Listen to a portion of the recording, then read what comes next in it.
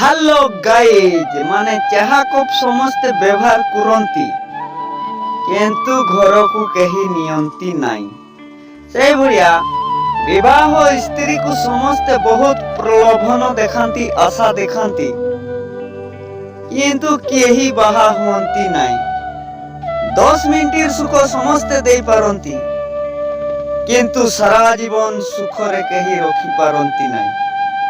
କେବଳ ଜଣେ ରଖେ, ସେ ହେଉଛି ସ୍ୱାମୀ।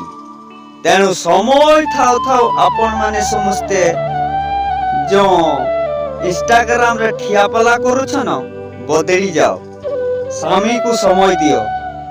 ଆଉ ଏତିକିଟା ଝିଅମାନଙ୍କୁ ମୋର କହିବା କଥା ମନେ ରଖିଥିବା ଦରକାର, ତୁମେ ରାମ ଭଳିଆ ପିଲା ପାଇବାକୁ ହେଲେ ତୁମେ ସୀତା ହେବା ଦରକାର। ଆଉ ସୀତାକୁ ପାଇବା ହେଲେ ଯେଉଁ ପିଲାଗା ତୁମେ ରାମ ହେବା ନିହାତି ଦରକାର। ବୁଝିତା କଥାଟା ମନେ ରଖିବ। ସମୟ ଆସି ଯାଇଛି ମକରବାସୀ।